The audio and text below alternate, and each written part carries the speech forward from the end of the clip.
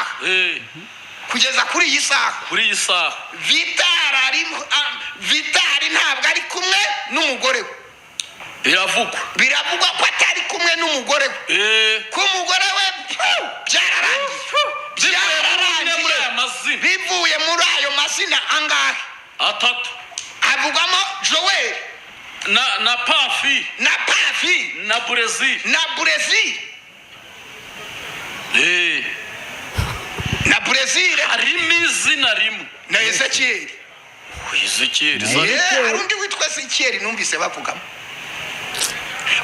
ahubwo Ezekiel ngo baramutumye no bavuga ku rugo rwa Vitali sibyo wo ari we nyiri impemburo TV ako kucyari inshuti yanjye yabimbisha ko rwasenyutse ntagiye mureka abatekinisiye bo muri iyi minsi njye urabizi yo namenye umuntu ntago njya n'iminwa mu minsi ishize nagiye kwa Vitali simasange madame igeze akora ikiganiro igihe Vitali yararwaye bari kumutuma bamutumaho ibintu aravuga ngo bitwara nabi ngo neranye n'umuvandimwe yibereye muri condition itari nziza yibereye mu mubabaro ntago umugore yamara icyumweru kimwe 2 3 ukwezi ngo zekere nivuye uzo kugakata ntago ngata wita adokelesha wajina rasta adonezanma Jambo ry'Imana riravuga ngo urabikora nka kwihorera ukibwira yuko mwanye nawe rwose liwe yazodaba ariko nzaguhana mbishira imbere y'amaso yawe uko bigize gute uko bikurikirana witera abantu ubwoba agahuru kimbwa karahiye wibwitera abantu ubwoba Ezekiel mbabarira ndabona ibi bintu biri gututumba nibigwa kwa Ezekiel karahiye nibigwa kuri abo ngabo bashyizwe mu majwi karahiye ariko ndabona ijambo nakubwiye ngo urabikora nka kwihora ukibwira ko mwanye nawe urasobanura ngo iki ibi bintu Vitali biramubabaje kandi nanjye ubwanjye byagira gute byambabaza uri kumva yego nago kuba umugore yamara ukwezi kumwe 2 3 atari mu rugo ubizi ko atari impamvu zawe hari kabitera ibihe byiza cyane kuri mwese abadukunda n'abadukurikira abari mu Rwanda abari hirya no hino hagiye hatandukanye abari mu gihugu cya Amerika abari Canada diaspora yose turayisuhuje Ezekiel suza wa diaspora arusuze na diaspora baguteye inkunga basuhuze ngo baguhaye menshi bampaye menshi suza ndabashuje mu izina rya Yesu Kristo Imana y'amahoro ikomeze ibagirire neza ifungura imigisha yanyu usibye ko imigisha yabe Uwiteka iborokoye ngo ndahanuye yari iborotse ariko Imana iborokoye I dig mini dig Ezekiel ukuze we mbwira ndakumva turabasuhuje ndimo ndareba kuri dashboard Rumikash kureba kuki ndareba yanuza ya system bakoresha boherereza umuntu aryo bayita ngo iki word limit ndareba ko ka word limit ari umuntu wagize akanagira ariko nta sha yamva diaspora rwose amafaranga yabo turayakeneye sibye ko Imana iri kumbwira ko umuntu wese ugiye kundamburaho ibiganza Imana igiye kumuha umugisha Imana iri kubikubwira iri kumbwira ngo igiye kumfungura umugisha nge ku muntu wese igiye kumuha umugisha kubwo kurambura ibiganza Ezekiel ariko ndakuvuga ibintu nisekera ukagira ngo no ariko nibyo cyane turega turabahesha umugisha byo bimenye niba rero ndi umuhesha w'umugisha icyo mpawe ntabwo ukimpaye kimuhindukira umuvumo ahubwo kimuhindukirira umugisha yego mfashe umwanya wo gushaka rukundo Ezekiel na byangoye kugira ngo mufatishe binsabye kuva ahantu nza handi kugira ngo ahantu ahandi sahanga ikabuga hari indege wateze nikore mwana ikabuga nikore Sky go rugendo moto ya 205 ko rwo rugendo muri Kigali rwishyura amafaranga menshi. Kabuga magana ngahe hari Ku modoka ni magana hafi 600. Moto ni bitatu. Ni byiza cyane. Ezekiel mfite ibibazo byinshi byo kukubaza we. Ko ni gushyuhirana ubo mpere kuki? Wasanga ushaka kunshyira mu bibazo. Hari ikindi. Aya nta bibazo nshaka kugushyiramo. Nicyo ushaka kumbaza? Ikibazo cya mbere banza ncurange aya majwi ariko ndayashyiramo kugira ngo abantu baze kubyumva neza. Ni inkuru maze iminsi mbona. Ni inkuru wadomyeho gatoya. Wejejisha ntabwo nyamara tuzagufata Ezekiel. Ukaza ati hari abantu bantumye. Aya makuru niwe wayazanye. Ukagaruka uti ndabiyamye abantu muri kuntu. Ugenda uzana utuntu. Ezekiel uyu munsi ze koko utari bunshike Ezekiel. Wevane muri kamera. Ezekiel tubona inkuru ngo hari umuntu washatse kugusenyera urugo. Ngewe se iyo nkuru nyine ntiyasohotse. Washatse kugusenyera urugo? Hayonse Aroni yashatse gukora iki? Ibyo biratandukanye. Ntabwo yashatse kurusenya. Yashatse kugira ite? Ibyo yashatse kwikorera mu rugo ntabwo si ukurusenya. Ntabwo mbizi. Ntabwo ari ukurusenya byose. None sabwirwa n'iki? Uburyo nari kubyakira bigatuma rusenyuka. Muri make yagusambanyiriza umugore ntabwo ari gusenya. Iyo mvugo uvuze niyo mbi kuko ntabwo byabaye. Gabanya ubupagani ntabwo no navuze ntiyagu. Gabanya ubupagani ureke kugarura ibyarangiye. Yakurongorera umugore basi. Amurongora se nuwe? Sha. Nuwe. Imana ari kuzamuhana kanamurimbura. Ariko we ntusenye. Neze mu byo nasezeranye icyo kirimo. Usambanye ntabwo bwawe butandukanye n'umugore wawe. Mu isezerano twasezeranye se ririmo. Ni urupfu cyangwa Yesu agarutse. Ducumura kangahe se? Nawe ujye usambana mbongo. Nibyo nkubwiye se? Niyo murongo turimo ariko turi kuvuga. Nyine nibyo nkubwiye. Ikigenze hari ibintu abantu mwahaye imbaraga. Ibintu tugiye kuvugira neze cyera ikiganiro tugiye gukora. Byo ngiye kugana nk'umukristo. Bukwatinze gato yasinze kano kangiye mu zuba. Aka ntago nkatinga. Ikiganiro bagikoreze ki? Ntacyo twikomereza. Komeza ugiye kumbwira. Icyo nshaka kukubwira. Hari ibintu abantu twahaye imbaraga.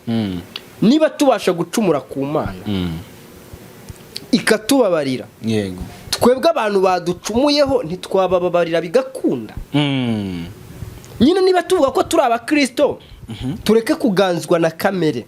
Yego. Hari ingo nyinshi zisenyuka kubera ko abantu twibagiye ko turi abantu kandi duhora ducumura uko bukeye nuko bwije. Yego urabyemera. Ariko niba turi abakristo ari byo dukwira kwirengagiza kugira ngo twubake urukundo rwa Kristo. Nkuko Kristo nawe hari ibyacu yirengagiza kugira ngo akomeze. Hari byo dukwiye kwirengagiza. Yego. Ni ikiganiro ngiye kukubaza we, ni ikiganiro nabonye gisohotse bitari biriya byuriya mugabo. Havese kuko ntabwo nshaka ko niba uriya mugabo twarabikemura bikarangira sishaka ko yongera kugaruka ahangaha. Ni ikiganiro kiri kuri channel yitwa The Vibe TV. The Vibe ntayo nzi. Ni ya Yongwe kugira ngo byemere. Niba ari ya Yongwe. Ni ikiganiro gifite thumbnail iriho abanyamakuru batatu. N'umugore umwe. Ku ruhande hari umuntu witwa Ezekiel Rukundo. Akoze kondo umustar usigaye ushyirwa muri thumbnail. Thumbnail isa y'ibyiza. Usanye ngo. Kundi ruhande hakaba umuntu witwa Brazil. Kurundi ruhande hakaza umuntu witwa Vital.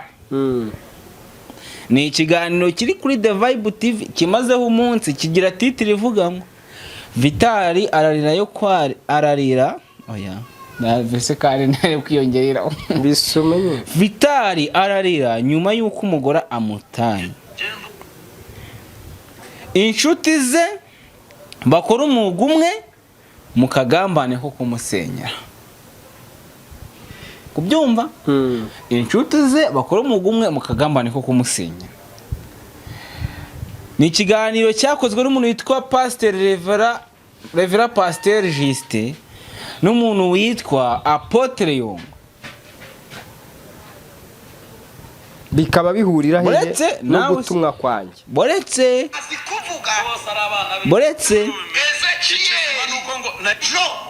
Boretse iyi ni the vibe turi bubimenye. uzi kwemukirwa namwe udufaranga twose yakoreye Ndetse ubu Iyi nkuru rero ko baramukoresheje Boretse mba biravugwa ko atari kumwe n'umugore we kugeza kuri iyi saha kugeza kuri iyi saha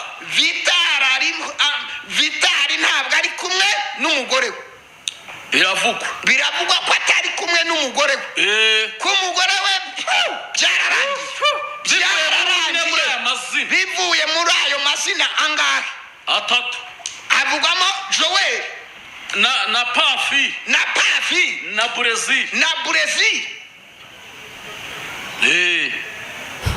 na Brezil harimo izina rimwe na Ezekiel hari undi witwa Ezekiel numvise bavugamo ahubwo Ezekiel ngo baramutumye bavuga ko urugo rwa Vitari sibyo ari we nyiri impemburo TV ako kucyari inshuti yanjye yabimbisha ko rwasenyutse Ezekiel dore nagufasha uko ucika ibibazo. Ikibazo cya mbere ushingiye kuri ibintu maze kumva ahangaha naratunguwe cyane. Avuga ni Ezekiel bari kumusenyerize agaya gusenyiza abandi. Ibyo ngibyo ngewe Boretse narabyigurukije ariko baguye mu mutego wo gutumika. Ugutumika gute? Yongwe na Justin babandi bantumaga nibo baje gutumika witonde. Oya Boretse rero byaba byiza bavuze ukuri kuko ayo bariye bikagaragara ko bayaririye ukuri bataza kuntega umutego wo kugira ngo banzanemo ngo kugira ngo mvuge ndabavumbuye we. Mukomeze mutumika akazi n'akanyu inshuti. Oyas ukavuga ko se Justin na Yongwe bishyuwe amafaranga ayo wagomba guhabwa ari bo bishyuwe. Nje uribuka ko naje kuri social media nkavuga ngo niyamenye abantu bo mu Gatenga gutya na gutya ndaceceka ndangirizaho. Hari irindi jambo wigeze wumva ryaturutse mu kanwa kanjye rirenzaho? Ntaryo. Hari ikindi kigano wigeze wumva nasohoye gisohokamo ayo mazina? Ntacyo. None kuki bashaka ko Ezekiel ari we watsubiro bawakije ubwabo ko je nta mbaraga mfite zo kuzaza? Akase Ezekiel buretse nkubaza ikibazo kimwe. Uri inshuti ya Vitari, urugo rwa Vitari rwarasenyutse. Amagara abo ngabo babivuze bagusubiza. Wakubwiye ko Ezekiel Brezil Pamphile na Joel harimo umwe wasenye urugo rwa Vitari. Wabivuze harimo umwe wasenye urugo rwa Vitari. Nyine wabivuze naguha makuru akubwiye areke kudoma ngo harimo umwe avuga ngo uyu nyine nge nshaka kukubaza ntajye mureka abatekinisiye bo muri iyi minsi. Njye urabizi yo namenye umuntu ntago njya n'iyiminwa. Urikumva? Sindi wa wundi utinya kujya kuryozwa. Ntega amatwi sindi wa wundi utinya kujya kuryozwa. Ibyo navuze ibyo mfitiye amakuru mbivuga uko mbifitiye amakuru. Niba Ezekiel ari we bavuga ati Ezekiel ni wowe warusenye. Nyenje cyangwa Brezil arimo nibavuga ati Brezil ni wowe warusenye. Niba ari Joel nibavuga ngo ni Joel, niba ari Pamphile nibavuga ngo ni Pamphile. Biheza abantu mu gihirahiro. Ngeje nshaka kuko niba ari timu y'abantu bane nyumva neza batube. Oya niba ari timu y'abantu bane nibavuga mu umwe noneho twebwe ubwacu ko turi bane twisubiraniremo twijonjoremo noneho uwo tuvuga ati ni wewe wantumye undi nawe ati ni wewe wantumye undi nawe ati ni wewe wantumye ariko bica ku ruhande rwawe. ikibazo mfite ni iki ikihe urugo rwa Vitali rwarasenyutse icyo nzi neza ntashidikanyije nuko nzi neza ko madamu wa Vitali yaba yaragiye agiye gusura ababyeyi yaba hari impamvu zamujyanye nuko nzi neza yuko mu minsi ishize nagiye kwa Vitali simasange madamu. ubwo dusubije iki niba yarasuhutse niba yaragize gute ntubimbaze kuko nzi neza ko Juste yigeze akora ikiganiro igihe Vitali yari arwaye bari kumutuma bamutumaho ibintu aravuga ngo abaza kugira kurwanya Vitali bashaka kumwicisha amahembe nibabura uburyo bazinjira no mu rugo rwe. Icyo kiganiro cyaratambutse ku mpemburo gitambuka no kuri Kiranuka TV. ubwo rero niba barinjiye mu rugo rwe nimutuza nzabamenyera amakuru ndaza kwibariza Vitali. oya buretse Ezekiel byewe amakuru ufite urayashivuga ibintu byo kuza kutujijisha ntabyo bikeneye. Ayahe nyine ufite urugo wowe amakuru ufite abo bayo ngo bavuze ubwo ndamutse ko rwasenyutse nabanzi ni warusenye. oya buretse kumenya warusenye ntagonye Vitali ntari kumwe n'umugore muri iyi minsi icyo nakikubwiye ariko ntabwo nzi niba yaragiye gusura ababyeyi sinzi niba yaragiye ku mpamvu ze bwite sinzi niba ari byo bise gusenyuka k'urugo ntabyo nzi cyokora twamenya ko ari ugusenyuka k'urugo turamutse dusanze wenda igihe yagenewe cyo gusura ababyeyi cyararenze akigumirayo ko twavuga ati yo rwasenyutse. oya mu makuru aba bantu babiri bari kuvuga ariko ibintu bimaze iminsi bitutumba kuri social media ibintu byahere ku muntu witwerize wo ku Isaro TV aravuga ati mwa bantu manyamakuru mwengeye muretse nshobora kuza kubashyira hanze ati mwasenye urugo rw'umunyamakuru mugenzi wanyu. ubwo niba ari byo bita gusenyuka ubwo nyine ubwo rwarasenyutse si Juste na Yongwe baramanutse baravuga bati urugo rwa Vitali n'uwo munyamakuru nge sinari namuzi baravuze ati urugo rwa Vitali mwarusenye abantu mwarusenye harimo umwe cyokoze bavuga abantu bane Ezekiel Joel Pamphile Plaisir. ako sobone Ezekiel yagira imbaraga mu bantu basenye urugo rwa Vitali utarusenye mfite imodoka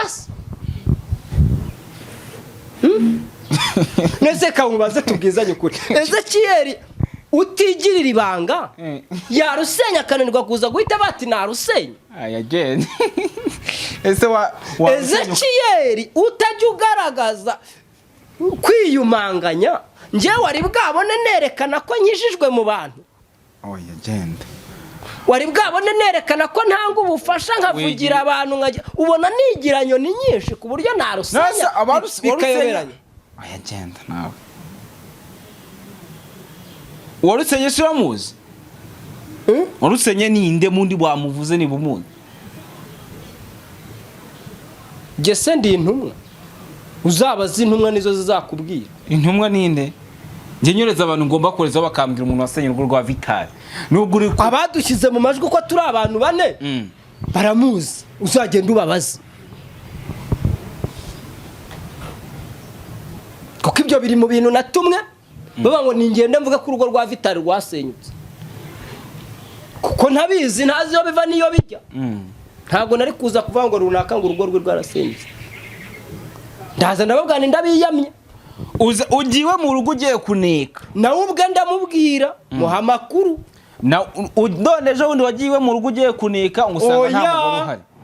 oya sinagiye ndimo neka iyo nza kuba maneko mba naragiyeho ntaramubwira uko ibintu bimeze uko ubutumwa bumeze kwibitwara nabi ngo neranye n'umuvandimwe yibereye muri kondisiyo itari nziza yibereye mu mubabaro ntago umugore yamara icyumweru kimwe 2 3 ukwezi ngo oya se Zekero nivuye uzo kugakata ntago ngata cyane hagurukiye icara tubwire oya uri kushirishamo nakumenyesha oya icara uduha amakuru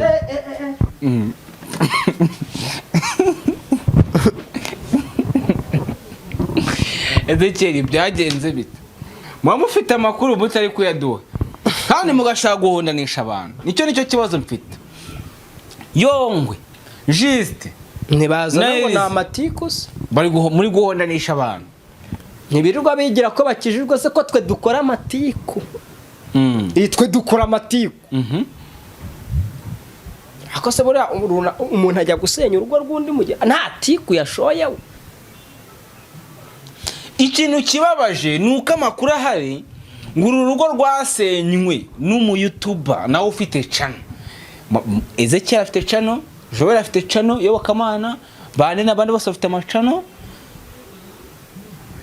biti ese bo tubwezanye ukuri koko wenda muri abo bose uhita ufata kategori y'amacano bafite sibyo uko batuvuze ugende uzishyira ku murongo mvuga nti channel yasenye urugo noneho wowe iyo uri bubone yagira imbaraga mu gusenya urugo rwa Vitali uvuga ati ni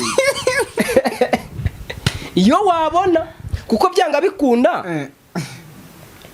Ezekeri gafite channel kandi yashyizwe mu majwi y'abantu bagize uruhare mu gusenyuka ku rugo rwa Vitali sibyo ariko Kiranuka TV izamutse ejo bundi ku buryo itaba muri channel oya zararuru uwo mugore wa Vitali none se umugore yararuwe na channel buretse tuganire nyine ubwo impamvu bavuze mu bantu bafite amacano icya kabiri uze kugendera no ku bunararibonye abo bantu bavuzwe bafite amacano bafite mu macano ubunararibonye cyangwa se icyitwa uburambe muri ako kazi k'amacano none nusanga Ezekeri madamu Vitali yakwizera uburambe bwa Ezekeri mu macano uburambe bwa Ezekeri mu kazi uburambe bwa Ezekeri mu kubwiriza uburambe bwa Ezekeri mu kugira abantu neza uburambe bwa Ezekeri nyine mu kuvuganira abantu ugasanga Ezekeri abifitemo uburambe ubone gushinja Ezekeri ko yaba yarusenye nusanga Joel afite uburambe muri chano akaba afite uburambe muri aka kazi kugira neza uza kumushyira kuri urwo rutonde nubona Pamphile uza kumushyira haho nubona uwo Prezire bavuze uza kumushyiraho bigendeye ku burambe urebe nyine ufite imbaraga zatuma uwo muntu koko yemera gutuma umugabo bashakanye byemewe n'amategeko yego akajya kuri uwo wundi kuko ntekereza ko twese uko badushize mu majwi turubatse nyine twese turubatse nicyo nshaka kukubwira abantu mwese mwavuzwe nyine twese bavuze no kuvuga da muri umusore turarusenya sibyo turarusenya ngo uwo mugore tumutwara abo wacu hari ibintu ngenda ari gusobanukira kireka niba tubwira nyirizina warusenya ahubwo nanjye ndahita mwataka niba mutubwira Vitali yabivuze niba kuko ari byo Vitali se aravuga iki ese ariko inkuru ziri gucaca hirya no hino ntahita atanga ukuri ku mpemburo bitangira buhoro buhoro bikagera kure ntawe umenya aho bimuganisha ntawe umenya uko biramuka wita adokelesha wajima rastita adonezanma jambo ry'Imana riravuga ngo ariko umunyabyaha Imana iramubaza iti wiruhiriza iki gushyira isezerano ryanjye mu kanwa kawe uko ubonye umujura wishimira kubana nawe ufatana n'abicanyi n'abasambanyi n'abajura ibyo urabikora nka kwihorera ukibwira yuko mwanye nawe rwose ariwe yazodaba ariko nzaguhana mbishyira imbere y'amaso yawe uko bigize gute uko bikurikirana oh yes witera abantu ubwoba agahuru k'imbwa karahiye oya wibwitera abantu ubwoba Ezekiel mbabarira ndabona ibi bintu biri gututumba nibigwa kwa Ezekiel karahiye nibigwa kuri abo ngabo bashyizwe mu majwi karahiye ariko ndabona Ezekiel ibintu uri gutera abantu ubwoba ntibiki si badushije mu majwi si badushyize mu majwi hari uwo wumvise uri mu ijwi atari Ezekiel si ubwo Yongwe we twasanga nawe arimora cyangwa Justin nawe twasanga ubwo ayo makuru bo bayakuye ahubwo Yongwe yazana nabo mbashyize mu majwi Yongwe ko numva ngo nabo mbashyize mu majwi Yongwe sinumva ngo ko oya nabo mbashyize mu majwi kereka niba ataza ngo batubwire umwe muri abo bavuzwe nabo barimo murakoze Ezekiel aya makuru yafite ayo mfite sinayakubwiye umeze nk'umuntu urashaka kumbyaza aho ntafite umeze nk'umuntu ufite amakuru ariko udashaka kuyarekura ayahe y'umuntu wasenye urugo rwa Vitali umunyamakuru kandi bavuze ko ari ubwo ninjye ni wowe urabyemeye ubwo ninjye nyine urabyemeye warusenye gute rosasi nyine nubona izo mbaraga nzifite uhere uvuge ko ari njye ese ntogera iki sanga waramuciye inyuma ugiye kwikoreshwa ibiganiro ugahita ugira tugakomeza tugahura tukajya dukora ibiganiro tugakomezanya icyo kintu cyabayeho Vitali akaba akizi tugakomeza nkamuhamagara kuri telefone akamfata nkamuguza amafaranga akanguriza ntabwo ibyo byabaho sabukwe urugo rwubatswe ejo bundi uziko video yabo imaze ukwezi 10 kuri YouTube izimaze amezi 2 cyangwa icyumweru zo ntizisenyuka se nta naso uziko video yabo niba aya makuru ariyo nicyo kintu wabwira Vitali ibyo bari kuvuga hirya no hino niba ari kumwihanganisha kandi agakomera akarwana kigabo niko kuba umugabo bimera nta mvura idahita niyo ku bwa Nowa yarahise gusa birashoboka yuko ubwo turi kugenda dushyirwa mu majwi birashoboka ko twakwishimira ko twasenya urugo rwa mwene data Vitali ariko natwe izacu zikagenderamo niba gushyira mu ijwi ubu natwe ubwo ndahamagara abo bene data badushyiranye mu majwi babe basengera ingo zabo biri gututumba biza gusenya izabo uri bufatwe muri twe n'urwe rurabigendera ngaho nibereye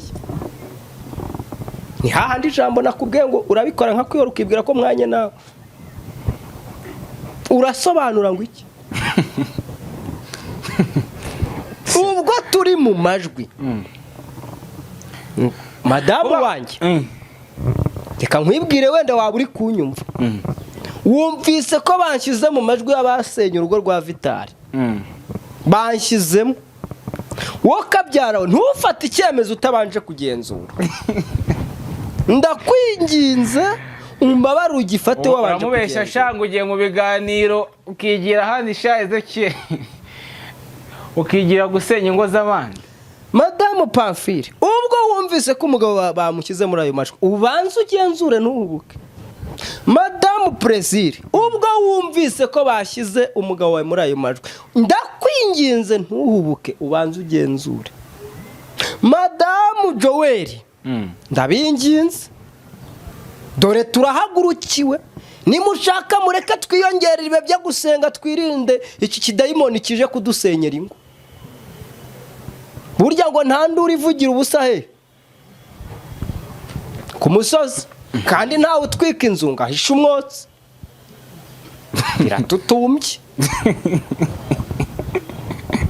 ko biraza kutugaruka kaniturize ngaho nibereye kora ndaje nze niyongere ibihe byo gusenga nyamuneka Vitali nubwo wumva banshyize mu majwi rwose urabizi ko ndi inshuti yawe kandi urabizi ko ndi inyangamugayo urabizi ko usibye no kuba naguhemukira ntahemukira madamu wanjye icyo urakizi. se kera ishano ubuhamya watanze ubwo ibintu wakoraga mbere. Iby'ubuhamya ni ibya kera kandi biravanga ibya kera niba bikibukwa. Nahinduwe icyaremwe gishya n'amaraso ya Kristo Yesu. Windebera rero mu mateka y'ibyarangiye cyangwa ngo undebere mu rusaku rw'abantu bari kuvuga. Oya, aho wihandebera.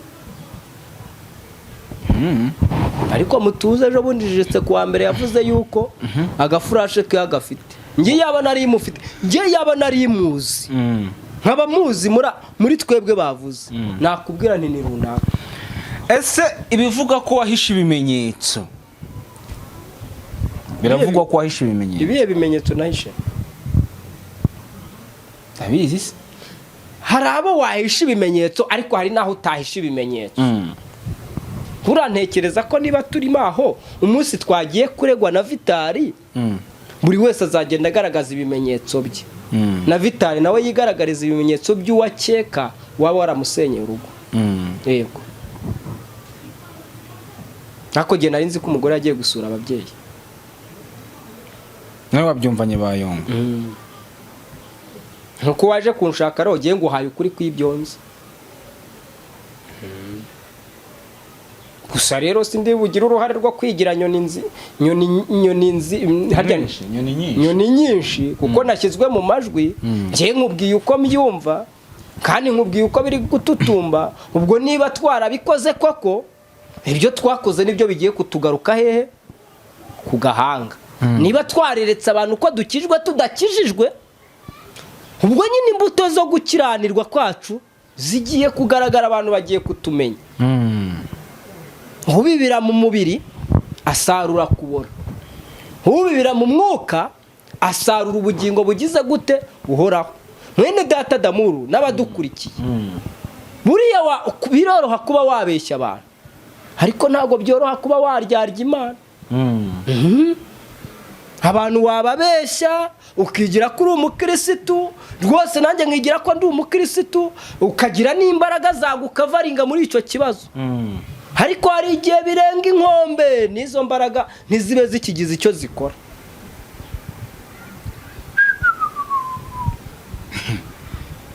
Imbaraga z'amafaranga ntizikora. Niko wari bwabona imbaraga z'amafaranga zikora ku muntu ugiye gupfa se? Ko mu guhishira ibintu zirakora. Guhishira ibintu? Ubu se bamora icyo duhari nta mbaraga z'amafaranga yari afite? Ntari mageragere. Ndimbati ntaza amafaranga n'izizina yari afite. Mageragere yamaze igihe kingana iki? Presikide nazo yari afite.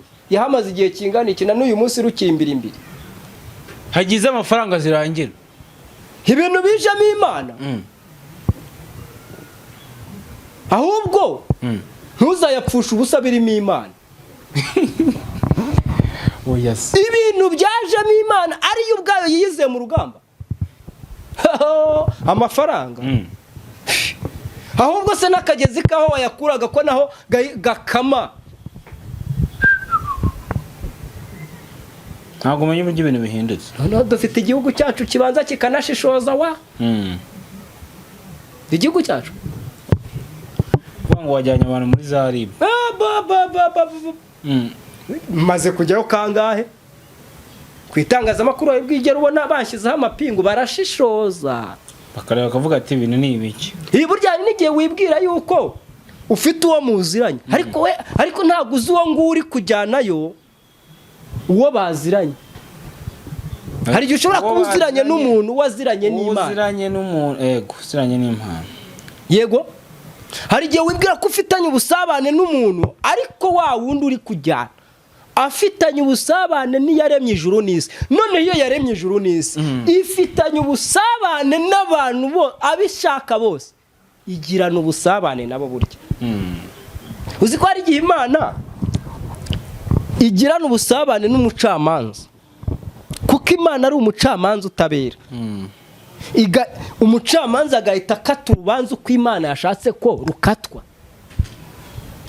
Agahita bati n'umwana wanjye ararengana ntagiye mageragere. Agahita ngo dushingiye kuri ibi no ku ngingo iyi n'itegeko iri ni dusanze Zekiyeli ari umwere bityo urukiko rutegetse ko atagifunzwe ahita arekurwa. uko Imana yavuze. Yego uwari uzi ko agiye gukatirwa urwo gupfa agahita atangira kuvuga ngo uri umugabo nanjye ndakwemera, tiririri n'umugabo nanjye ndayemera, agahita atangira guhimbaza. hari umunsi mu minsi itambutse, hari umunsi nahamagajwe ntangira kubwira madamu, ni madamu rero dore password ya channel ntangira kuraga, natangiye kumubwira ati dore password ya channel, dore konte, ujye wegera ba Damuru, jya wegera Damuru n'akanyangamugayo, Damuru inyangamugayo pe. Jewe mu minsi tumaranye nta rwango, ntabwo ndakubona, no munsi nakakubonye akantu nzavuga ni Damu nakubonye akanaka, uzajye wegera aba umubwira agukorera ikiganiro, akikweditingira urekure, wenda ku kwezi ujye ubona yo kwishyura inzu mu gihe uzaba utakibonye umuntu wo kugufasha. Kuko ibyo mvuga byanteje icyangiro, bituma abantu banyanga bitewe n'abo tuba tuvuga ko bakaze, ariko bakaze mu isi, mu ijuru tubarusha ubutoni. Nkimara kugerayo bagenzuye basanga Ezekiyeli mu by'ukuri n'Imana akorera, yego biba byatonetse ba nyirabyo, ariko mu by'ukuri bagenzuye basanga si ibintu by'abakristo nk'abakristo ntibakwiriye kubizana muri ntuza, bagakwiriye kubishyira ku Mana, ubundi twese tugapfuka batwati Mana umbabarire na runaka umubabarire, nanjye ndamubabariye. Basanga rero ntacyo, barangati ngayitahire mukozi w'Imana, dusanze nta kintu umutima w'abacamanza ugize gute ugushinja. Urumva rero no ku Mana ntacyo nari nakoze. Erega bigeze bafata uwitwa Daniyeli bamujyana mu rwobo rw'intare, ngo babeshye umwami ariko ngo akabazi ko ku mutima we nta cyaha afitanye na Daniyeli, ngo bituma ngo araratariye. Ariko ubwo ndashaka uzi ikintu nshaka kuvuga, ndashaka kuvuga ngo muri twebwe bane twashyizwe mu majwi, uzi ko nta kibazo afitanye na Vitali, aleluya, akuwe mu rwobo rw'intare.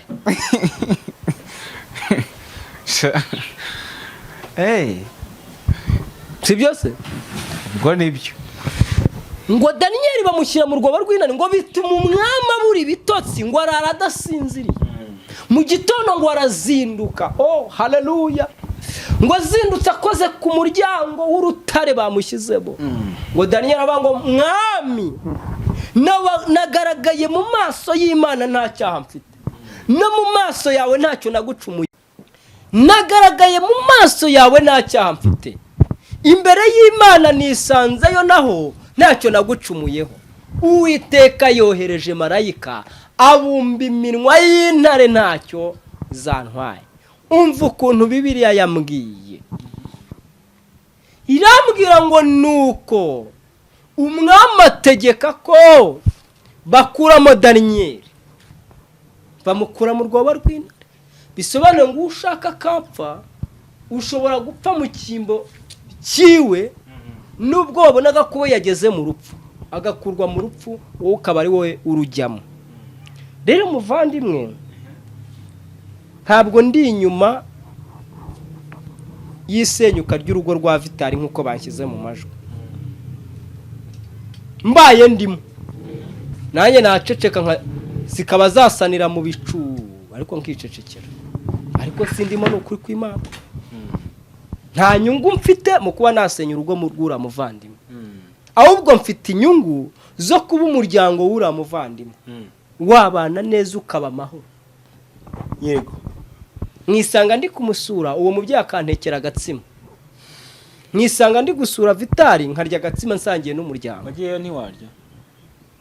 Oya ntago wabura kurya kwa Vitali, ibiryo ntibibuze, ntago Vitali akennye, yaratetse nyine ubwo uzanye ibyo, ubwo ushatse kuvuga ati oya iyo urugo rurimo umudamu hari ibintu byenda neza. Yego ariko iyo atarimo nawe urabyumva mu by'ukuri ntubicire inyeri kuko si urukonda ibi bintu Vitali biramubabaje kandi nanjye ubwanjye byagira gute byambabaza uri kumva yego ntabwo kuba umugore yamara ukwezi kumwe 2-3 atari mu rugo ubizi ko atari impamvu zawe hari kabitera byagushimisha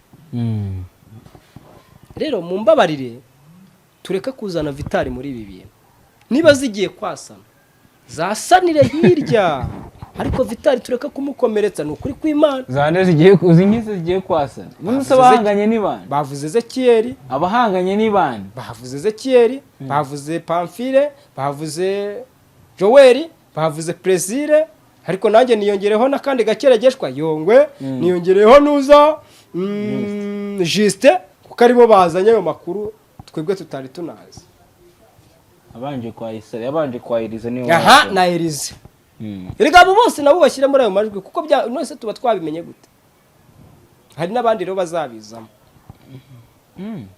kuko nari bubwizabizamo ibi bintu by'urugo rwa Vitali none ubwo umuntu usibye ko ngiye navuze ko ntawe nzajyana muri ribu ubundi yaba ntari umukirisitu wanjyanye Juste na nuza na Yongwe kesenya urugo ze mfite imarabiti yo kurusenya cyangwa inuza ipiki ubucano yangira iri muri cano winsetsa pe ufite inki hakundi mu rwego bashobora gufata nirebetse nyine ngo ufite inki niyo marabiti mfite imarabiti cyangwa inuza so inozi marabiti reka duseze ubwo kubundi hako nanjye burya busiko nkaze burya cano yanjye nayo bayishyira ku rwego reka dusoze icyo nashaka nakibona reka dusoze nta kintu tuvuze nyine ubwo kadutegereze ba nyirabyo bazabyitangarira reka tubitegereze bazabyitangarira harimo abantu bari Yongwe ari kubwira Juste ngo rusenywe na ari gutegana imitego umwe agategone ni ikigaragara ko bamuzi nyirizina abantu baramuzi nubwo badushyira mu majwi ariko baramuzi kuko umwe ati rusenywe na undi ngo na umuntu ashobora kuba n'akazi ari gutinya ribu niba mudatinya ribu mwabagabo mwe mubwiza abantu kuri mubakure mu rujijo niba mumva mwihagararaho mwihagarara mwamenyereye Ezekiel muzi ko yavuze yuko atakujyana muri ribu mwamenyereye Joel ejo bundi watitijwe n'abapasiteri 20 na bangahe ngo bari bagiye kumurangiza mwamenyereye Pamphile mwamenyereye Brazil ariko muri abo niba harimo umwe mwamuvuze murarya ruswa yiki niba Ezekiel mumvuge rwose ndahanga nsobanura abantu uko byagenze ariko mwivuga ngo rusenywe na ugahita muvuga abantu bane Ezekiel kuvuga abantu bane se ubundi amacanane kubera iki bavuze abantu bane simbizi nuko yabyuburari bo barimo barayobya uburari ushobora gusanga ari muri bo cyangwa ari muri twebwe bane bakaba bamuzi bakatuzanamo kuko bazi yuko itangazamakuru riri bugende ritujyamo kuko bazi ko nziranye na Plaisir bazi yuko nahita mpamagara Plaisir mwatemwana Plaisir ko badushyize muri iyi kese bimeze gute noneho bazi yuko rukundo cyangwa se Kieru utuntu ari bugende atoragura muri abo ari twari buzagira gute barabona tuyobewe ubwenge mu motobwire nawe bivuze ko nawe umuzi udashaka kumuvuga oya nge ndamutse muzi bapfa kuba banshyize mu majwi navuga ni nubwo mushyira mu majwi bene data ariko si jewe ahubwo ni runaka icyo gihe nubwo yajya kundega navuga ni nge banshyize mu majwi mu kirego kimwe turimo rero nk'umuntu ukuzi navuze ko ari wowe ibindi ni ibiki hari ikindi umbaza nawe garagaza ibituma